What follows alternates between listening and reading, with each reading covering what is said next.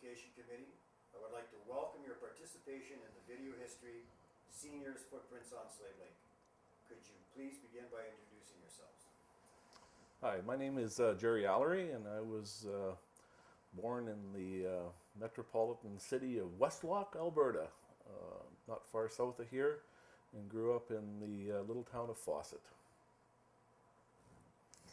I'm Bonnie Allarie. I was born in Toronto and moved to Vancouver, and after that, here I am.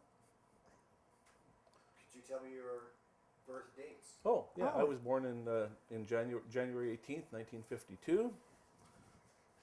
I was born in May 31st and 48. Why did you come to Slave Lake? We came here because of a business opportunity. My uncle and my aunt owned the dry cleaning business in Slave Lake for a number of years, and had indicated to us one time on a family vacation that they were interested in retiring, and perhaps we were interested in looking at the business. At that time, was working for Kmart in Canada. I had been all over Western Canada managing stores, and Bonnie had worked for Kmart and a number of other places, and we decided that after moving every year almost, that maybe this was a good opportunity to get to a place where we could actually settle down and establish some roots. And so we came up, took a look at the business, made several trips up to Slave Lake, and it seemed like the more we came, the more we became committed, and it wasn't a matter of more than 4 months probably, and we were loading the moving truck and on our way to Slave Lake. When was that? We moved here on December 1st, 1986. Yeah, so it turned out to be the right decision and a great move for us, so we've settled in here and loved every minute of it. So you were married prior to coming to Slave? Yeah. Okay. What were your first impressions or opinions of Slave Lake when you arrived here? I like small towns, so no, I really liked it. Summers were great and that. I just couldn't quite get used to the winter, but it's growing. The first time I saw Slave Lake was probably 1965. Made a trip up here with as a youngster with a bunch of other fellas from Slave Lake and their parents, and we went fishing, and we came through Slave Lake and went all the way to Wabasca. And I think from Fawcett to Wabasca took us, 9 hours or something like that in the 60s, which would be a 3-hour trip today. So it was quite an excursion. I remember Slave Lake being small, not much bigger than Fawcett, and Fawcett only had 200 or 300 people, and I don't know, Slave Lake probably had a few more than that, but it wasn't very big. And that was my first impression. And then really the next time was in the 80s when we came back, visited my aunt and uncle, and then decided to move here. And yeah, it was a nice town. And we moved here after the stories of mud on Main Street. The streets were paved, the street lights were on, modern buildings were up to some degree. I mean, it's not like it is today, but it was a nice, thriving, small community of about 3,000 people then. So. And your impressions of Main Street when you pulled in? We're really good. I was quite impressed. Everything was paved and was nice because I had heard some horror stories about the mud, and planned on making this home and retiring and being a snowbird.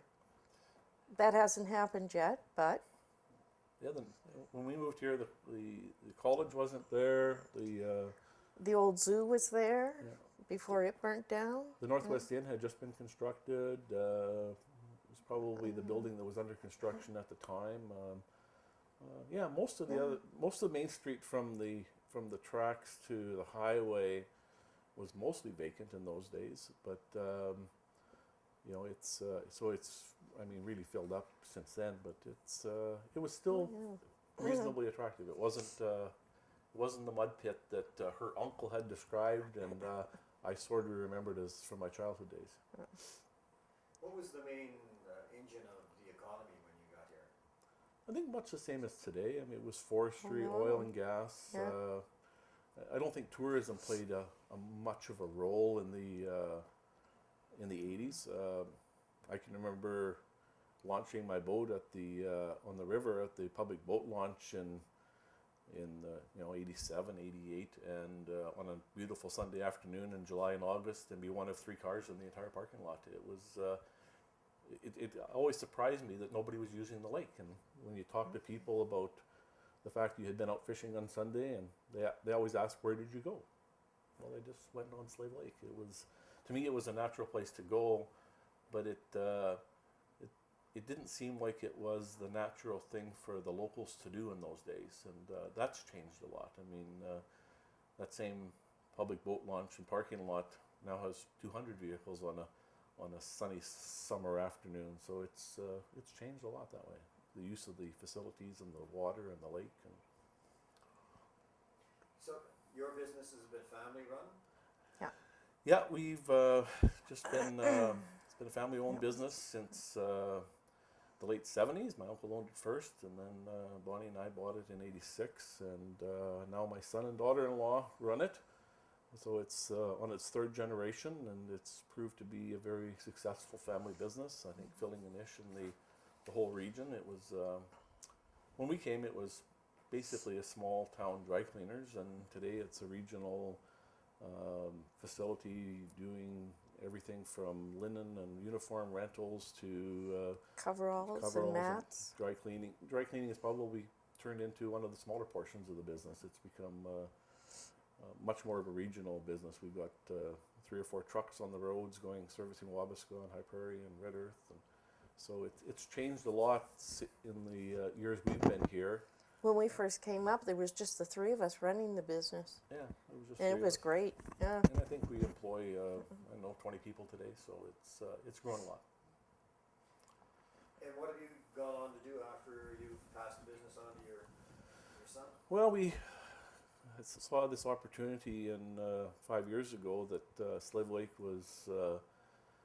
It appeared it was going to have a retail boom. There was lots of talk about the cornerstone development going to happen on the highway, and lots of rumors around town. And so we thought, well, maybe there's some opportunities there for us to participate. And Joey Moellem and myself got together and looked at an opportunity to buy a brick franchise store, furniture store. And he had a building that was underutilized downtown, so it wasn't exactly what I thought we were going to do initially, which was probably try and participate out on the highway. But this turned out to be a very good move. It helped protect and solidify, I think, the downtown with some major development and a big store downtown, and we have all the banks and everything downtown. So we opened up 5 years ago almost 5 years ago this month, and it's been good. It's been a very successful 5-year run. We've weathered the economic downturn of the last 2 years and struggled through that, and there appears to be some light at the end of the tunnel, and I think going forward we're going to have a nice run here if we can keep the economy going. Once again, back to your family. Were they born and raised here?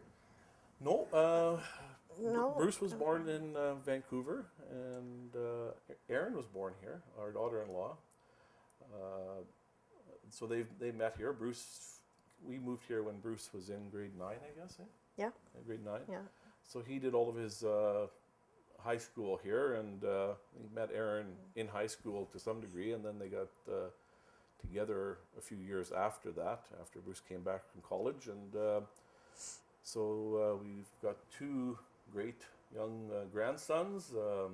Miles is 5, and Nate is 2.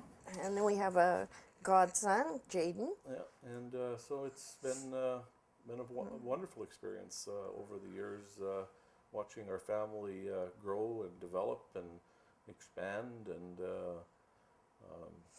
there's nothing better than summers at the beach with the grandkids, and we look forward to that all year long, to those 2 months when those kids just run on the beach, and we have to chase them, and it's what we almost live for. Besides your family and your business, what other activities have you been involved in? Say business or politics, volunteering, sports? I think the first thing we both did was the Kinsmen and Connect clubs. Connect, yeah. Uh, I think we were only here 6 months and we got that up and running. And yeah, we were. Bonnie was one of the founding members of the Connect Club, and Yeah. I joined the Kinsmen 2 or 3 months after it had been formed, and so that's probably was our initial opportunity to really mix and make some friends, and I mean, a lot of those people that we first met at Kinsmen and Connects are still our friends. You know, some of course have moved on and moved away, but you know, there's still a core of people that, even though the clubs have folded and gone, and people have moved on to different things, it's still pretty amazing the number of people that I could count that were a part of that group 25 years ago. So it's yeah, it was fun. We had lots of fun, lots of ski trips to Jasper, lots of trips all over the place, lots of parties, lots of campouts, you name it, we did it. It was they were probably the two most active service clubs in town in those days, and the Cadets are still going. It's still a strong, viable group. I don't know what happened with the Kinsmen, but it just seemed to fade away. So, then next we got involved with the Wolves. Oh yeah, we were on the Wolves bus every weekend. Yeah, the Wolves Club was sort of in danger of folding, which is the Junior B Hockey Club in town, and so Bonnie and I decided that we should make that a priority to help keep that alive and keep it as a viable entity in the community.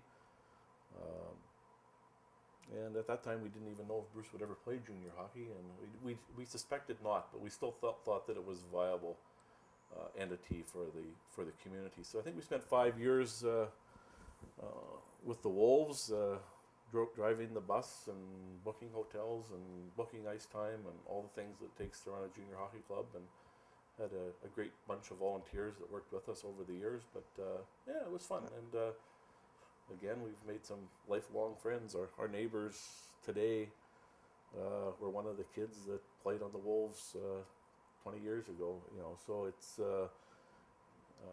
kind of neat when you see those people, and they got kids that are almost ready to graduate now. So it's the continuum, I guess. So it was a good organization, and we enjoyed that, and it's still up and running. So that's a good thing, I guess. So. After that, I guess we got into politics. Decided that we should run for town council back in 88 or 89? No, 87.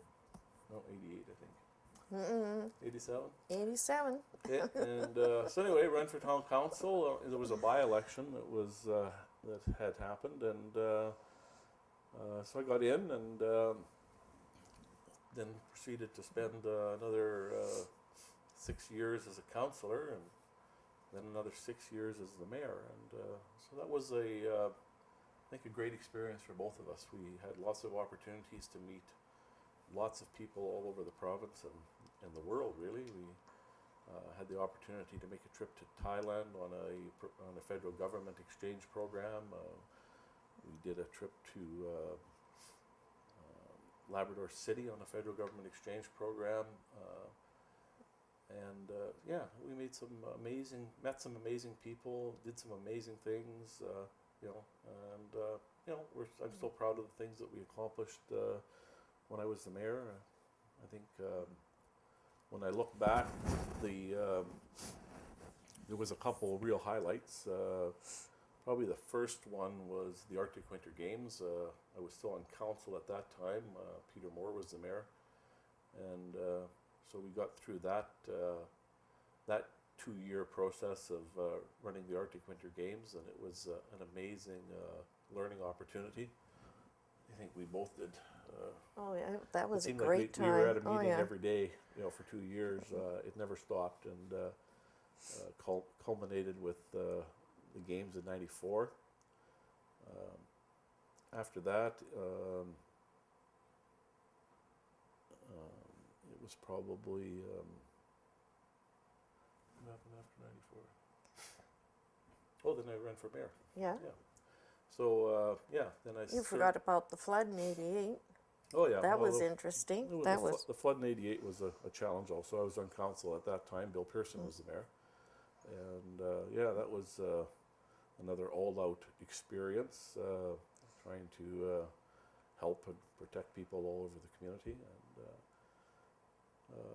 then ran for mayor. Served as mayor for 6 years, 2 terms, and probably my when I think back, there was lots of I think good things that we did. There was lots of development that happened in the town. There was lots of stuff that happened. But in hindsight, I still think that the number one thing that I personally spearheaded, pushed through, and made happen was the trails in the community. And I still say they're probably the number one used recreational facility in the town. We built 25 kilometers of paved trails through along the creek and along the highway, and it's kind of gratifying today to still see people jogging and using those trails every day. And so, of all it's funny how it goes, because you build big buildings, you help develop subdivisions, you see industries come, and it comes down to a recreational facility that you think is your legacy. And but that's what I think is my legacy on council, is that we endured the near miss of the fires in I forget what year that was. The last year I was mayor, and fires came very close to town, and so that was a very trying time, and people were very, very nervous.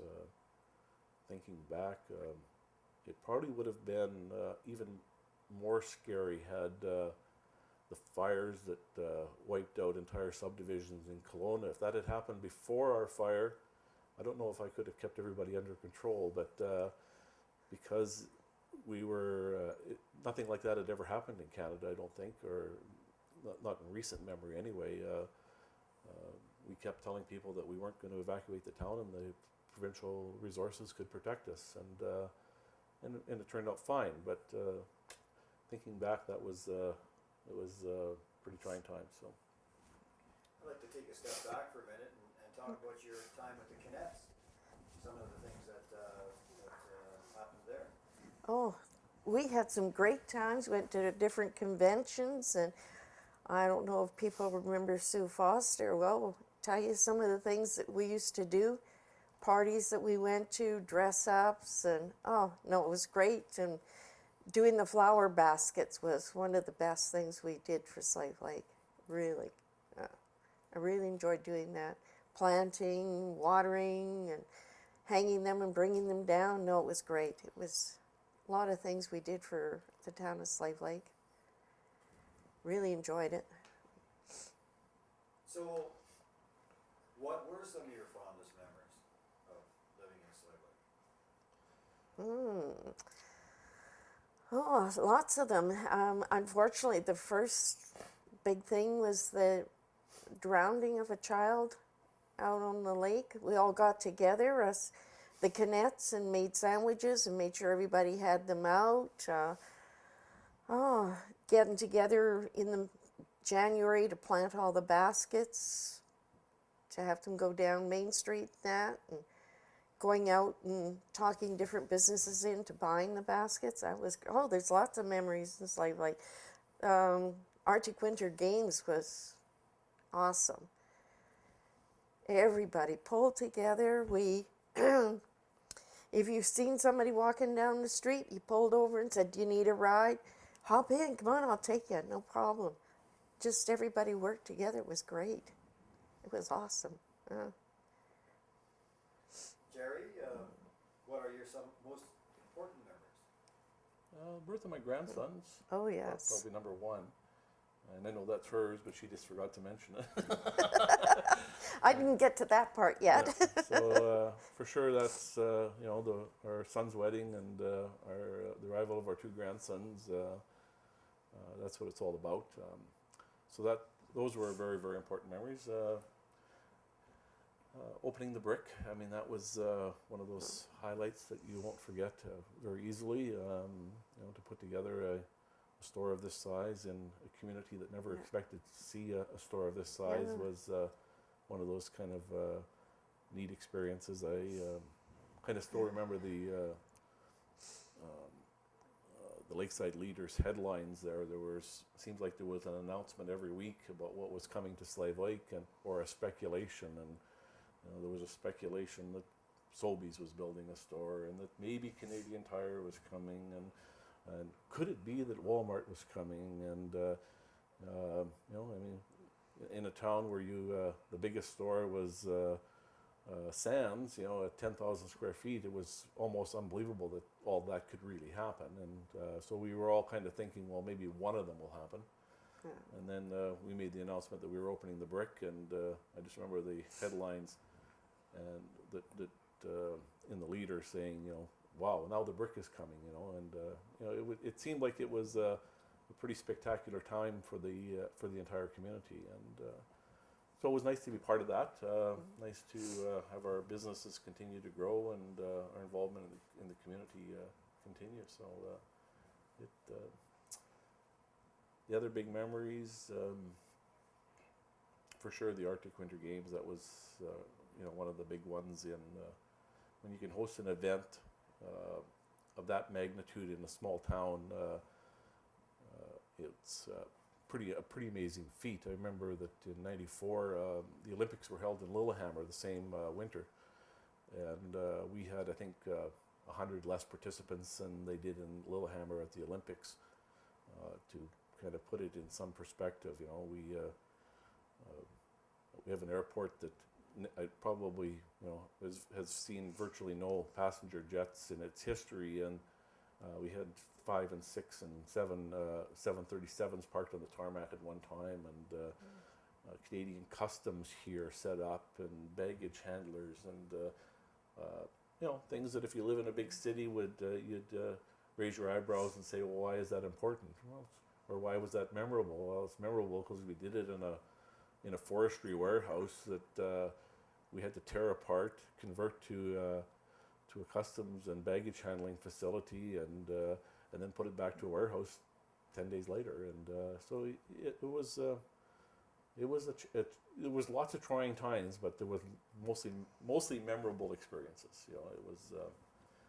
There was very few negatives, I think, in that whole time. Do you remember when Peter got that jet to land to take us all down to Yeah, Vegas? that was probably the first time a 737 ever landed in Slave Lake. One of the local travel agents and Peter Moore and Denny Garrett put together a trip for a charter trip out of Slave Lake to Vegas, and 100 of us got together, jumped on a 737 at our local airport, and flew to Vegas, and that was pretty neat. It's not everybody can take their own luggage and put it in the belly of a plane and then take it off and be home before the plane even leaves. Yeah. That was a good trip. Those It were was fun, really fun times, and I mean, it was fun to see the revitalization of downtown, widening of the streets, and going from old broken sidewalks and kind of a dirty broken street to what we have today, which is pretty nice, and see the community continue to grow. Buildings keep developing, and things keep happening, and we got a college and pools and arena and a field house under construction, and it doesn't stop. The momentum is going, and it's nice to see that. You're going through this so quickly. I'm going to have to ask you, what do you see in the future for Slave Lake? I think it's going to grow. I mean, definitely going to grow. Yeah. Definitely. Yeah, I think tourism will start to play a bigger and bigger role. The 2.5-hour trip from Edmonton seems to get shorter and shorter all the time. I mean, if you lived in Greater Toronto and you went to Lake Country, 2.5-hour drive would be nothing. So, as Alberta matures and fills in and grows, the opportunities for tourism here will continue to grow. I think the forestry industry is still going to be a strong driver for a long time, and I think oil and gas will be there for a long time. I don't see any alternatives that are going to replace them. I mean, we may all be driving electric cars in 20 years, but the need for oil will still be there. I mean, there's too many products in the world that are created from oil. So, I wouldn't be surprised that in another 20 years that there's 10, 12,000 people living here. I don't think it's going to boom to the point where we're going to be a Fort McMurray with 40 or 50,000 people. I don't foresee that unless something happens that we don't see on the horizon right now. I mean, I guess all bets are off if they discover diamonds 12 miles north of here, and and whatever. I mean, and there's lots of things that could happen. So.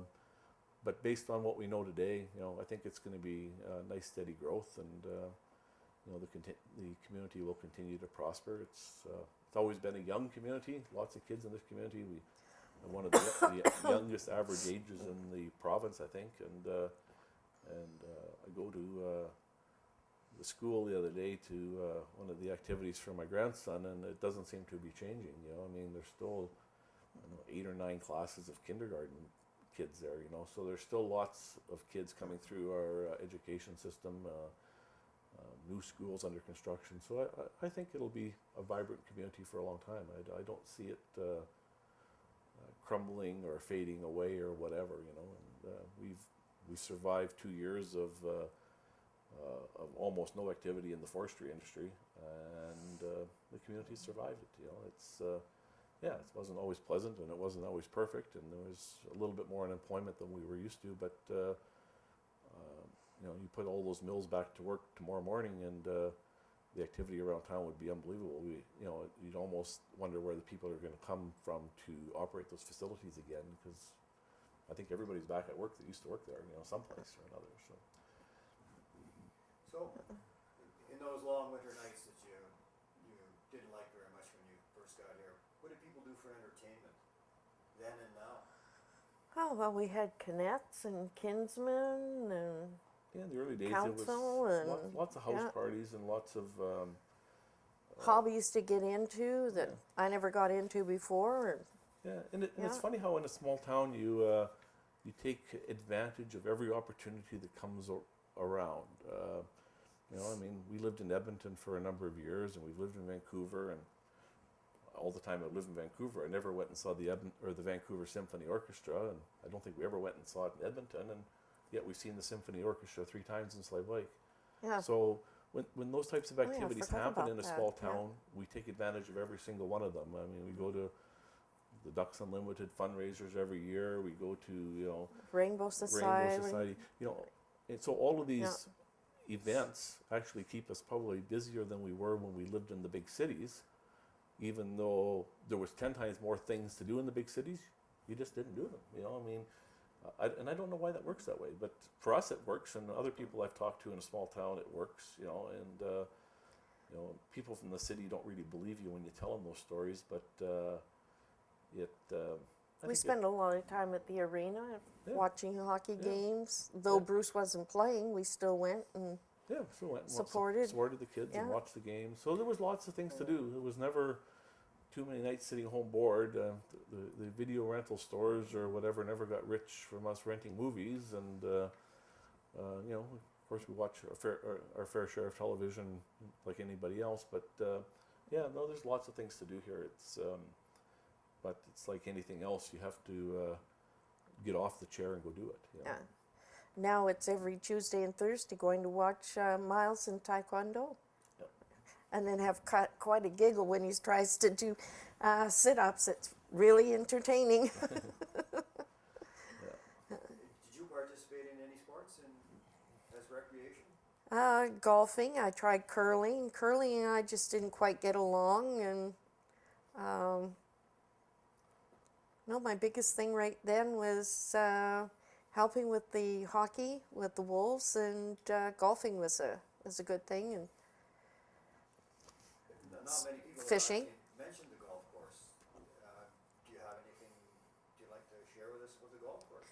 Oh, I'm glad we have 18 holes now. It's awesome to do the back 9 and all, just to gather there and go out and try to beat Connie at golfing, just not quite working.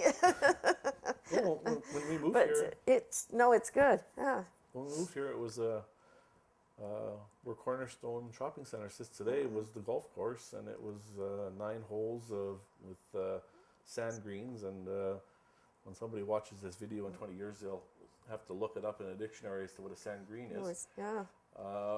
And then we, the whole community got together and did the appropriate fundraising, moved it out to the provincial park, and built a 9-hole golf course and a new clubhouse, and then started all over again. 10 years later, and built another 9 holes, and it's turned out to be a beautiful facility. I think it's another one of those facilities the community can be really proud of. It's not located in our town boundaries, but it's still our golf course. Just like the beaches are ours, and the and whatever. So we have lots of great facilities like that, and the golf course is one of them. Although I'm not an avid golfer, I'm very proud of the golf course that we have, and do lots to help support it. It's what makes a community viable is to have those facilities. I never got involved in golfing until it moved out to the provincial park there, and Bruce and Lee Thera said, "Oh, come on out and go golfing with us." Well, that was an experience, and I'm glad that I went out with them and got involved with golfing, because it's been a lot of fun, good exercise, lots of fresh air, lots of friends. Yeah, no, it's good. How would you describe Slave Lake to someone who'd never been here? Fantastic. It's great. It's got everything you could ever want in Slave Lake. You've got friends.